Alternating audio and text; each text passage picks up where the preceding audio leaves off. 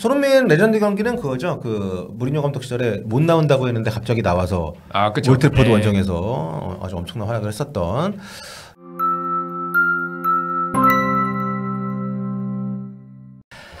자, 이른바 멸망전으로 불리는 경기입니다. 토트넘과 맨체스터 유나이티드의 경기 좀 프리뷰를 해볼 텐데요. 이 두 팀은 과거에도 이제 콘테 쟁탈전이라고 약간 농담 삼아서 얘기했었던 누누와 솔시아르 대결. 그때 누누가 지면서 잘리고 콘테 감독이 왔죠. 그렇죠. 네, 그랬던 역사가 있는데 뭐 사실 맨유는 새 감독 온 지가 얼마 안 됐기 때문에 멸망전이라는 표현이 좀 과하지 않나라는 시선도 있지만 솔직히 모르겠어요. 워낙 지금 새로 와가지고 감독 바뀐 뒤로 전혀 나아진 게 없기 때문에 뭐 장기적으로 좀 우상향으로 갈 가능성도 없지 않겠지만 현재 상황만 놓고 그렇기 때문에 멸망전이란 말이 뭐 과하진 않은 것 같습니다. 17일 새벽 1시 반에 경기가 열리게 되겠고요. 토트넘 홈 경기입니다. 이번에 그 구강이 다녀갔잖아요. 손흥민 선수하고 이렇게 그쵸. 인사하고 그게 어떻게 될지 다녀가서 이기면 또 이제 좋은 그 뭐랄까 징조가 되는 것이고 그렇지 않으면 앞으로 팬들이 오지마 그럴 수 있는데 자, 현재 토트넘은 승점 27점으로 14위입니다. 에버튼하고 승점 같고요. 그리고 맨체스터 유나이티드는 2점이 더 많은 29점으로 13위에 지금 올라와 있는데 이 경기에 따라 지금 순위가 뒤집어질 수도 있는 토트넘이 이기면은 30점 고지에 올라서면서 이제 맨유보다 높은 순위로 올라갈 수가 있는 그런 굉장히 중요한 경기고요. 사실 두 팀 모두 뭐 팀의 어떤 규모라든가 팬덤의 사이즈라든가 선수단의 구성을 봤을 때 지금 순위는 솔직히 말이 안 되는 순위거든요. 그렇죠. 토트넘 같은 경우에는 2007-2008 시즌 이후 처음으로 지금 8위 밑에서 끝날 가능성이 매우 높아졌습니다. 이게 역설적으로 물론 2007-2008 시즌에 리그컵을 우승하긴 했는데 이번에는 리그컵 우승 못하잖아요. 그렇죠. 그러니까 더 심각한 상황이라고 할 수 있겠고 최근에 리그컵과 FA컵에서 연달아 탈락하면서 무관이 이렇게 졌습니다. 물론 아직 유로파 리그가 남아있지만요. 그리고 지금 뭐 감독 자체가 멘탈이 나갔기 때문에 저는 교체는 시간 문제가 아닌가 싶은데 물론 이거를 딛고 갑자기 정경기 연승을 달리면서 경질될 틈을 주지 않고 시즌을 마무리한다면 뭐 새로운 약속 쓰겠지만 지금 팀 돌아가는 거나 이 감독의 어떤 멘탈 터진 걸 봐서는 결코 쉽지 않아 보이고 그래서 이번 맨유전이 그 경질의 트리거가 될 수 있는 그런 가능성이 상당히 높지 않나 이런 생각이 듭니다. 어쨌든 매번 그래도 뭐 잘하건 못하건 10위권 나가는 게 흔치 않은 팀이었는데 좀 너무 좋지 않고요. 게다가 포스테코글루 감독이 시즌 초반에 뭐 유나 엔터테인드 할 때도 그랬고 2년차 때 나는 무슨 대회든 우승한다. 그렇죠. 이런 지금 자신감도 좀 없어진 상태이기 때문에 좀 토트넘 입장에서는 진짜 저는 이 경기 지면은요, 이 경기 지는데도 안 잘리면 뭔가 있는 겁니다. 뭐 댓글 농담처럼 정말 랩이 무슨 테이프 가지고 있느냐. 그런 농담. 그럴 정도이기 때문에 이거 이겨도 잘라야 될 판이기 때문에 지금. 사실 그렇죠. 그런 상황에서 굉장히 중요한 경기고요. 이제 맨유 같은 경우에는 테너 감독을 드디어 쳐내고 아모린 감독을 데리고 왔지만 3백 기반의 아모림 축구가 자리도 잘 못 잡고 있고 성적도 정말 뭐 들쭉날쭉합니다. 그러니까 지난 여름에 가능했으면 테너 감독 그냥 자르고 바로 아모림 감독 데려와서 프리시즌 보내게 했어야 되는데 그거를 못한 게 지금까지 부진한 성적으로 이어져 온다라고 볼 수 있겠고요.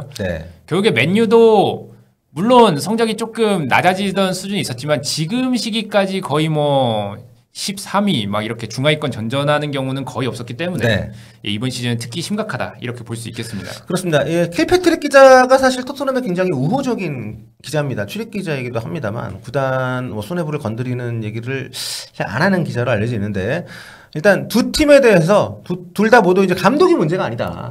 그런 얘기를 하면서 맨유는 이제 무능한 글레이저 가문 이러면서 이제 크게 비판했고 근데 토트넘에 대해서는 약간 좀 이제 자기가 비판하는 게 아니라 팬들이 다니엘 레비 회장을 비난하고 있다. 자 이렇게 얘기를 했는데 안 그래도 지금 토트넘 팬들이 만든 레비 아웃 그 운동이 조직화가 좀 되고 있습니다. 뭐 지금 SNS 계정들도 있고. 그렇죠. 이번 경기 앞두고도 조직적으로 좀 퇴진 운동을 벌일 것처럼 좀 얘기들이 나오고 있습니다.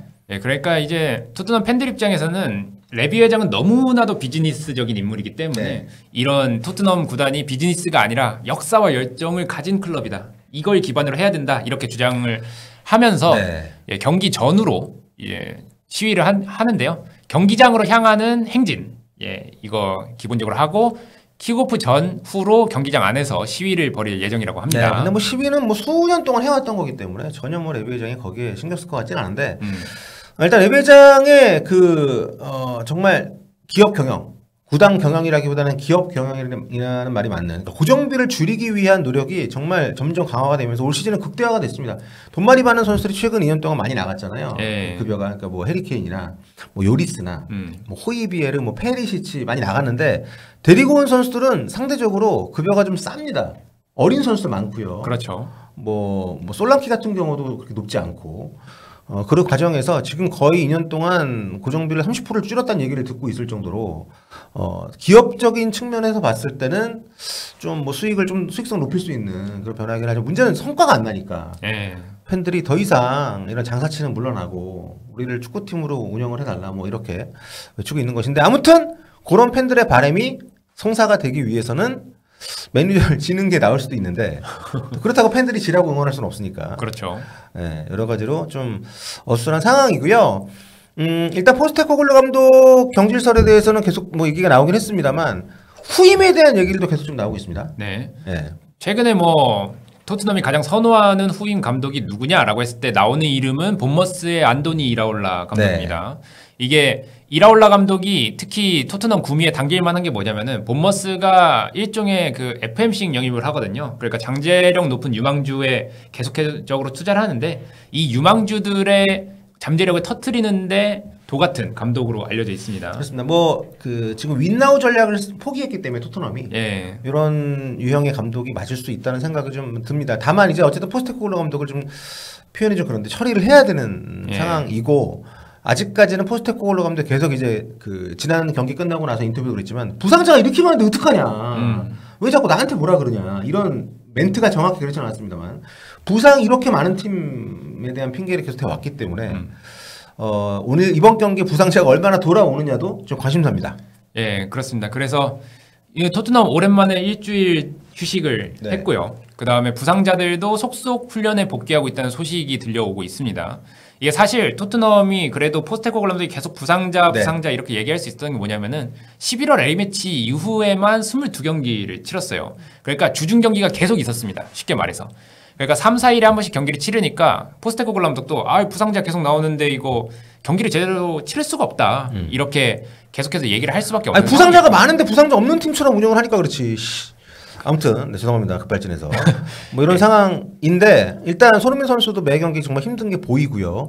이번 주 훈련장에는 우도기, 메디슨, 오도베르, 존슨이 일단 그 훈련에는 합류를 했다고 하고, 비카리오도 아직은 훈련에 합류는 안 했지만 회복에 전념하고 있다고 하고, 근데 핵심은 우도기, 메디슨 다 좋지만 반더벤, 로메로 아닙니까? 그렇죠. 반더벤과 로메로는 사실 복귀가 다음 경기에도 가능은 한데, 문제는 뭐냐면은 이 선수들은 이미 무리하게 복귀를 했다가 부상을 당한 전적이 있기 때문에 판더벤 선수 또 최근에도 왔다가 또 몸 상태 안 좋아져서 또 경기 휴식하고. 그렇죠. 이런 상황이 반복되고 있기 때문에 포스테코글루 감독 입장에서는 아무리 판더벤과 로메로가 훈련에 복귀를 해도 마냥 맨유전을 위해서 바로 투입할 수는 없는 상황이라는 거죠. 네, 그렇죠. 아무튼 정리를 하면 여전히 이번 경기도 포스테코글루 감독이 설령 진다 해도 부상 핑계를 댈 수 있는 여지가 있다, 이렇게 볼 수 있을 것 같고, 아무튼 워낙 체력적으로 지금 피로가 누적이 돼 있기 때문에 포로, 셉셉이, 손흥민 이 선수가 사실 좀 체력적으로 많이 갈린 선수들이잖아요. 그렇죠. 이 선수는 훈련 강도를 좀 낮게 해서 맨유 경기를 준비하고 있다, 이런 얘기가 나오고 있습니다. 자, 손흥민 선수 올 시즌에 많이 뛰었네요. 33경기 2,400분. 네, 경기당 거의 한 80분씩 뛰었다고 볼 수 있는데 추가 시간을 뺀 거니까 엄청나고, 포로가 이제 더 많은 2,950분 가장 많은 시간을 뛰었고, 셉셉이도 2,850분. 정말 이 선수는 많이 뛰었는데 나이가 근데 어쨌든 손흥민 선수가 가장 많고 또 스프린트를 해야 되는 직종이니까 좀 부담이 확실히 되는데, 올 시즌 손흥민 선수가 지금 리그에서는 6골 7도움이고요. 모든 대회 통틀어서 10골 8도움입니다. 다들 부진한다고 그렇게 까대는데도 이 정도의 공격 포인트를, 특히 이렇게 좀 엉망인 팀에서 고군분투를 하고 있고, 물론 최근에 좀 확실한 찬스로 보이는 장면들을 놓친 것이 지금 손가들의 좀 먹잇감이 되고 있긴 합니다만 그건 어쩔 수 없고요. 놓친 건 놓친 거니까. 근데 그럼에도 불구하고 여전히 토트넘에서는 가장 기대가 되는 게 손흥민이고, 또 손흥민 선수가 맨유전에 또 좋은 기억들이 있습니다. 예, 그래서 그 맨유를 상대로 통사는 그 빅6 중에서는 그래도 좋지는 않은 편입니다. 상대적으로. 예, 상대적으로 19경기 5골 2도움이기 때문에 뭐 첼시 다음으로 맨유에 조금 약했다 이렇게 볼 수 있겠는데 하지만 최근에는 좋았습니다. 네. 최근에는 좋았고 그러니까 리그 첫 번째 맞대결에서는 사실 못 나왔어요. 예, 햄스트링 부상을 당해서 결장을 했는데 다행히 그때 팀은 3대0으로 승리를 했었고요. 네. 손흥민 레전드 경기는 그거죠. 그 무리뉴 감독 시절에 못 나온다고 했는데 갑자기 나와서 올트포드 네. 원정에서 아주 엄청난 활약을 했었던 이번 시즌 두 번째 이제 대결입니다. 첫 대결 때는 이제 토트넘이 3대0으로 이겼는데 그때 손흥민 선수는 이제 햄스트링 부상 때문에 나오지 못했었고요. 그리고 이제 그 리그 컵, 카라바오컵에서도 맞대결이 있었는데 그때는 아주 유명한 골이 나왔죠. 예, 그렇죠. 코너킥에서 득점하는 올림피코가 나왔습니다. 올림픽골이라고 네. 불리는. 그것 덕분에 이제 4대3으로 토트넘이 맨유를 이기고 4강에 진출할 수 있었던 네네. 거고요. 예, 뭐 손흥민 선수가 워낙 좋은 킥을 가지고 있는데 그 킥이 이제 코너킥에서도 통한다라는 걸 조금 상징적으로 보여주는 것이었고 이 손흥민 선수 골 이후로 또 더 많아졌습니다. 이제 골키퍼를 조금 이렇게 제어를 하면서 직접 득점을 노리는 그런 패턴. 자, 그리고 일단 손흥민 선수가 지금 주중 경기 없이 이제 일주일 휴식을 취한 것도 오랜만이기 때문에 더 이번 경기가 기대가 되는 게 그 사실이고요. 아무튼 좀 모르겠습니다. 예상 어떻게 하십니까? 예, 이번 경기는 그래도 토트넘이 오랜만에 휴식을 취했고 네. 그 다음에 토트넘이 홈에서 경기를 치르기 때문에 맨유를 상대로 그래도 승리를 하지 않을까 조심스럽게 네. 저는 예측해봅니다. 저는 2대 무승부라고 봅니다. 예. 토트넘이 이기길 바라지 않아요. 손흥민 2골 넣고 2대2 정도. 어떻게 될지 한번 여러분들하고 지켜보도록 하겠습니다.